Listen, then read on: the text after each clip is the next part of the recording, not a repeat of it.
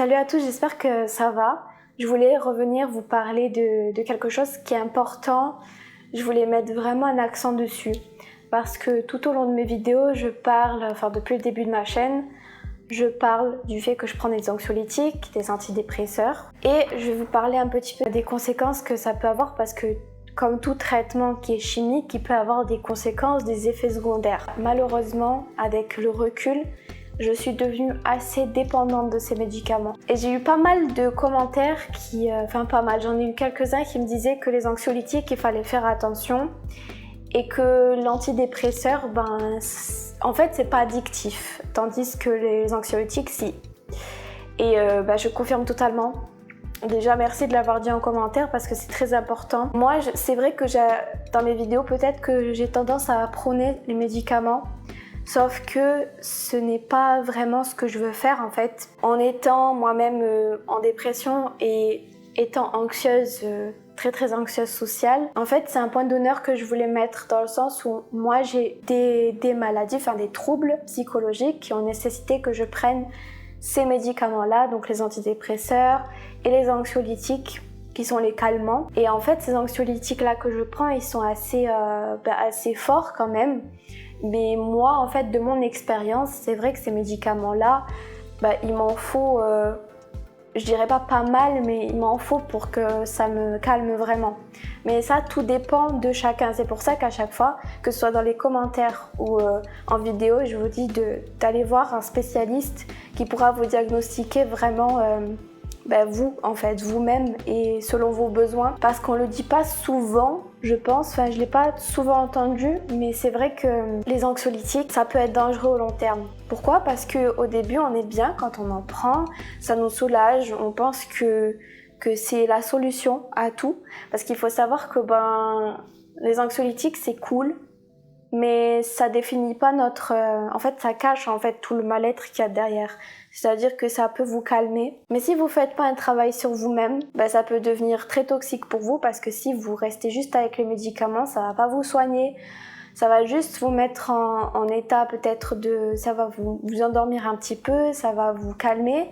Mais après, si vous n'avez plus cette substance dans le sang, dans le cerveau, ça va pas ranger vos problèmes en fait. Ça peut vous aider au début quand vous êtes dans une phase d'extrême dépression, d'extrême angoisse, de vous calmer, mais il faut savoir vraiment se doser. Et je tiens à le préciser, pourquoi ? Parce que moi-même je suis tombée dans un petit engrenage qui est maintenant assez compliqué. En fait, c'est vrai que je minimise pas mal quand je parle des choses, mais je pense que je suis devenue peut-être accro à ces médicaments. Attention, là je parle des anxiolytiques, ça n'a pas cet effet qui rend accro, qui rend trop mal en fait. Au début quand j'en prenais, je me sentais tellement bien, mais au bout de quelques temps, j'ai commencé à me sentir un petit peu dépendante, c'est-à-dire que j'en prenais un peu plus que ce que je devrais en prendre. Même j'ai commencé à me dire que j'aimais bien mon caractère avec ces médicaments. Parce que c'est vrai que ça avait tendance à plus me rendre un peu plus calme, un peu plus tranquille.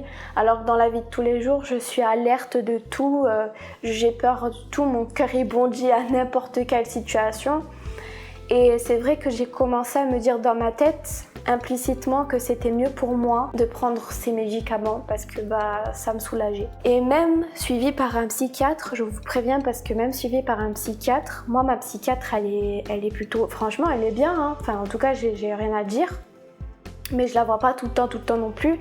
Et les psychiatres, c'est pas plus de 20 minutes de consultation en général. Dites-moi si je me trompe, mais en tout cas, moi, dans mon cas, c'est 15-20 minutes de consultation. Et ce qui est compliqué, c'est que, en fait, à côté, c'est bien, parce qu'il y en a en commentaire qui me demandent quel type de praticien il faut voir, de spécialiste. Moi, je dirais, dans l'idéal, de voir un psychiatre, si vous avez des pathologies qui ressemblent aux miennes, des pathologies, des troubles, et à côté de voir peut-être un psychologue ou de faire une thérapie de l'hypnose, où il y a plein de types de thérapies qui peuvent vous permettre de parler, de sortir un peu ce que vous avez en vous, vos traumatismes, parce que le psychiatre, c'est vraiment, on va vous diagnostiquer, et après on va vous donner un traitement selon vos besoins. Et là, dans mon cas, c'est ce qui se passe, c'est que je parle, chez la psy, je parle beaucoup, mais je n'ai pas le temps de dire tout ce que j'ai envie de dire sur un quart d'heure, 20 minutes. Donc c'est ce qui est délicat et je veux vraiment le mentionner parce que c'est quelque chose qui peut un peu dérouter parfois certains. Elle est difficile à faire cette vidéo. Franchement, avant la vidéo, je me dis, à chaque fois, ça va être facile de parler. Ça va être très facile de me poser et de parler de ça. Mais c'est tellement pas simple au final, c'est trop difficile. Et j'aimerais me calmer en parlant. Là, au moment où je vous parle, ça se voit peut-être pas trop. Mais c'est pas un sujet facile, c'est assez angoissant d'en parler parce que c'est quelque chose qui est assez... je suis un petit peu déçue de moi parfois, même si je devrais pas, faut pas être déçue de soi, on essaye. Mais je vais vous raconter du coup ce que ça a provoqué avec le temps. À chaque fois je fais des parenthèses, mais c'est vraiment pour vous expliquer quoi, la situation. Donc du coup cette prise de médicaments long terme, là ça fait presque 2 ans. En été ça va faire vraiment 2 ans. Au début comme je disais c'était nickel, j'étais dans un petit nuage, j'étais trop bien. Et pendant quelques mois, c'était cool. Et après, ça a commencé à partir... pour pas vous dire le mot, ça a commencé à partir en...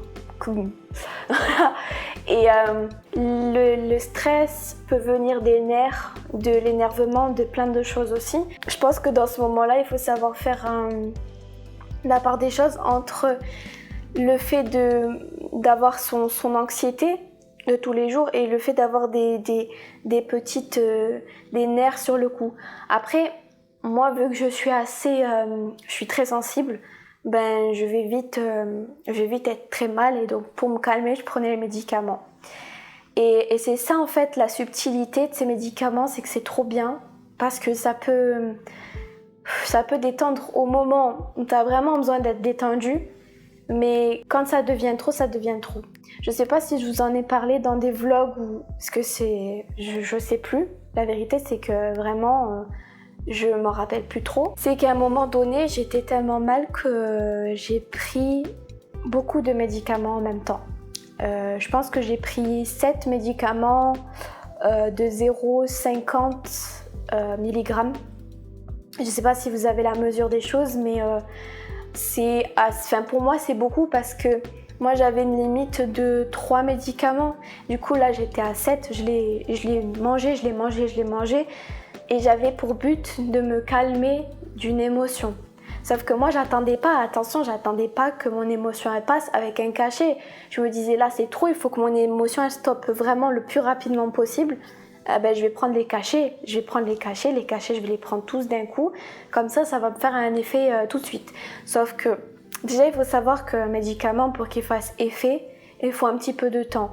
Moi je me laisse vraiment une demi-heure, si un médicament il fait effet dans la demi-heure c'est bien, même avant ça peut faire effet plus rapidement.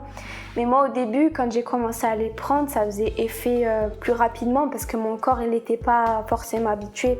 Enfin pas du tout, même habitué à ces médicaments-là. Et quand j'ai commencé à en prendre beaucoup plus, en fait c'était un cercle vicieux.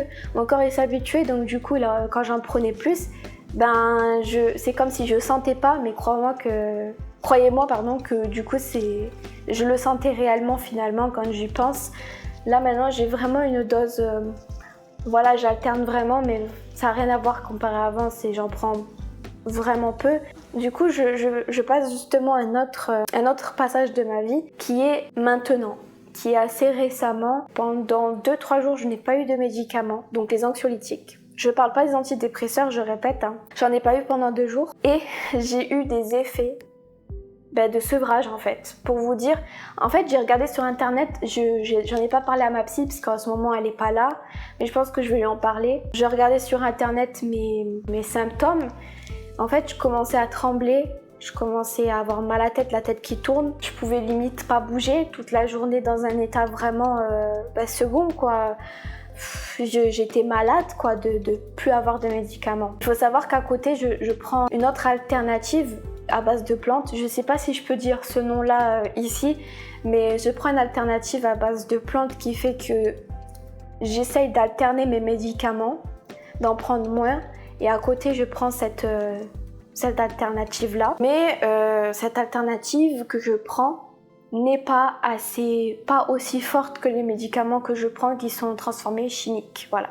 Et du coup, je me suis retrouvée quelques jours vraiment très mal, en mode D'ailleurs, la précédente vidéo que je vous ai postée, je voulais la poster bien avant, mais j'ai pas pu parce que j'étais dans un état vraiment pas très bon du tout.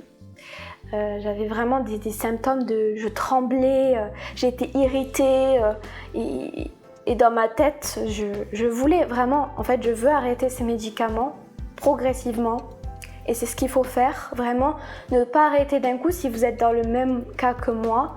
On est dans la même merde, mais il faut vraiment arrêter petit à petit parce que si on arrête d'un coup, si on se dit c'est bon, j'en ai marre, je vais arrêter tout d'un coup, il est possible que vous souffriez énormément. Parce que moi qui suis angoissée, très angoissée tous les jours, là j'ai eu le revers de la médaille, mais d'un coup. C'est-à-dire qu'au bout de 1 jour, 2 jours sans médicaments, enfin sans anxiolytiques, c'était là. Ah ouais, pour moi c'était terrible, c'était horrible. Donc ouais, je pense que je suis devenue, avec le temps, sans m'en rendre vraiment compte, assez accro à ces médicaments. Et ces commentaires qui disent « fais attention à ces anxiolytiques, fais attention », c'est vrai qu'il faut faire attention.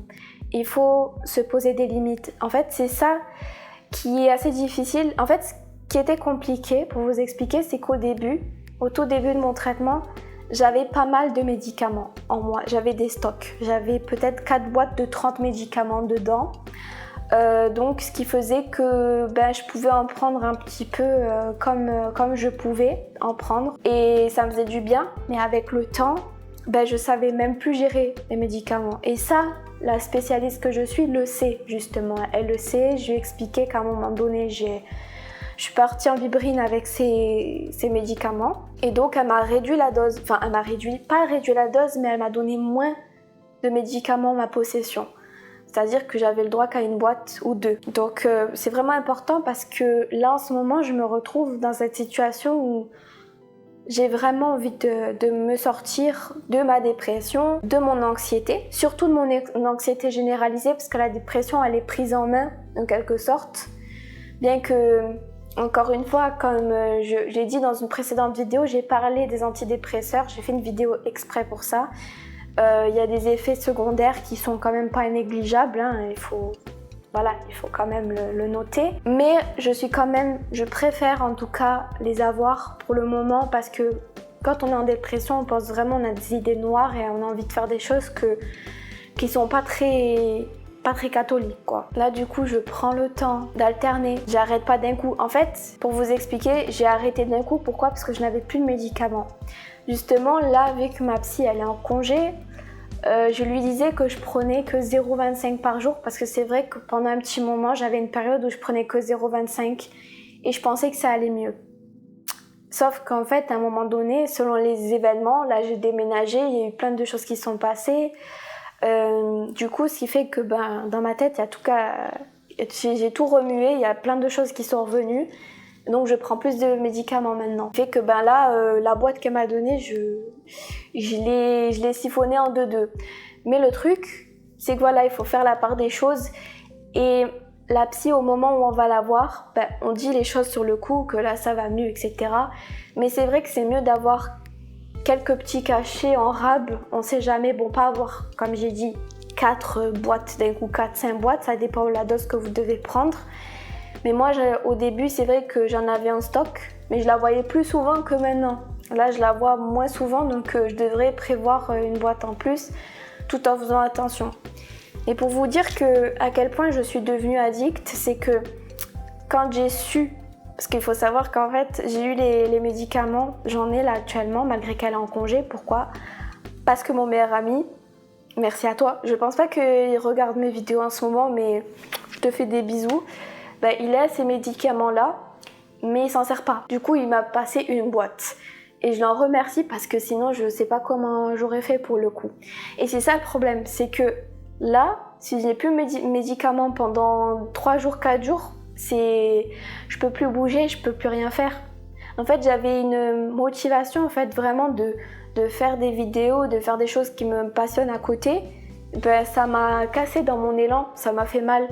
Et encore là maintenant, je prends sur moi, parce que vu que j'ai baissé ma dose avec le temps, mais que là j'en ai repris un peu, ben, parfois ça arrive, là j'ai mes médicaments devant moi en plus, ils sont juste en face de moi. Ben, avec un petit peu l'angoisse et le stress, je vais avoir tendance à avoir cette action de prendre un médicament et de le boire. Sauf que il faut savoir respirer un peu, genre il faut savoir faire un petit peu de méditation. Quand j'étais au CEJ à la mission locale, j'en faisais et c'est vrai que ça m'aidait pas mal. Donc c'est vrai que de faire de la sophrologie, de la méditation, c'est une bonne alternative. Mais moi je vous avoue que en ce moment je suis un petit peu... voilà, je fais pas trop de méditation, je fais pas quelque chose de spécial. Et même il me faut de l'effort pour faire de la méditation. Il faut faire des efforts supplémentaires. Donc parfois, je vous avoue, j'ai la flemme et puis je me laisse. Même, bon, ce que je fais, c'est que vraiment, pour éviter de prendre des médicaments, je vais essayer. Je pense que médicaments, je l'ai dit beaucoup de fois dans la vidéo. Je pense que j'ai dit trop de fois. Mais pour éviter du coup à en prendre trop, je respire, je reste un petit moment, rien que j'en ai fait une là, ça m'a fait du bien. Et aussi essayer de parler un peu plus doucement aussi. De réfléchir à ces phrases avant aussi. Parce que de nature, je suis quelqu'un qui veut dire tout d'un coup. Sauf que mon cerveau, il s'en mêle. Parce que je veux pas perdre les gens quand je parle. Je veux pas leur faire prendre du temps en fait en disant les choses. Je veux pas qu'ils partent ailleurs dans leur esprit, qu'ils soient ailleurs. Donc du coup, je veux garder leur attention.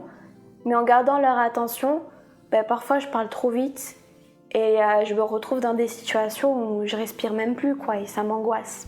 Pour résumer cette vidéo, pour conclure aussi, tout ce que je peux vous dire, c'est qu'en fait, faites ce que vous pouvez en fait. Faites ce que vous pouvez sur le moment. Ne vous mettez pas la pression. Parce que, bon, je dis ça, mais en fait, je me donne ce conseil à moi aussi parce que c'est un conseil que j'essaye d'appliquer tous les jours moi-même. Mais si c'est pas encore gagné, mais j'essaye.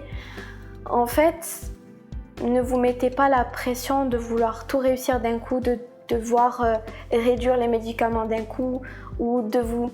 Parce que souvent, on se compare aux autres en fait. C'est triste à dire, mais souvent, on se compare à ceux qui sont autour de nous, ceux qui arrivent à faire 10 000 trucs à l'heure et que nous, on n'arrive même pas à faire un truc toute la journée, quoi. Pendant toute une journée, on est là sur une tâche et on n'arrive pas. Et souvent, dans ces cas-là, on se sent assez déçu de nous-mêmes. On se dirait même, oui, peut-être que je suis un peu flemmarde même, ou flemmard. Sauf que c'est pas le cas en fait, c'est chacun son rythme, chacun son temps dans les choses. Et là, je me donne ce conseil à moi aussi parce que pour l'instant, c'est pas trop, comme j'ai dit, c'est pas gagné. Hein. Mais si je peux vous le donner, vraiment, c'est important. Il faut vraiment essayer de le faire parce que on a souvent tendance à se rendre encore plus malade quand on se met la pression. Moi, les médicaments, la plupart du temps, je les prends pourquoi ? Soit parce que je culpabilise de certaines choses, soit parce que j'ai peur de me confronter aux gens, soit j'ai peur aussi de la réaction, du jugement, du regard des gens encore. Voilà. Et c'est vraiment mon objectif, c'est qu'est-ce qui fait que je prends ces médicaments ? En fait, il faut se demander, bon oui, il y a l'anxiété généralisée, mais l'anxiété généralisée, elle vient de quoi ? Elle vient d'où ? Sur le moment même, pourquoi je suis comme ça en fait. Essayer de comprendre qu'est-ce qui m'angoisse pour que j'en prenne autant, que j'en prenne sur le moment même. Et puis essayer de faire en sorte de travailler sur ces petits points-là. Par exemple, moi je dois travailler le fait de... Par exemple, souvent peut-être je me fais beaucoup de films, mais souvent j'ai tendance à devancer ce que vont penser les gens de moi. C'est-à-dire même quand je fais les vidéos, quand je tourne, c'est assez difficile parce que j'adore faire ça. Et justement, c'est une résolution, mais pas une résolution de 2023, genre une résolution de toute ma vie, je pense. De juste me poser et de dire ce que je pense, malgré tout chacun son opinion en fait. Et ne pas avoir peur sans cesse du mot que je vais dire ou de la façon dont je vais le dire, etc. Donc voilà, je pense que j'en ai terminé. Ouais, je pense que j'ai tout dit pour cette vidéo. Je vous fais de très gros bisous et je vous dis à très très bientôt pour une autre vidéo. Ciao ciao.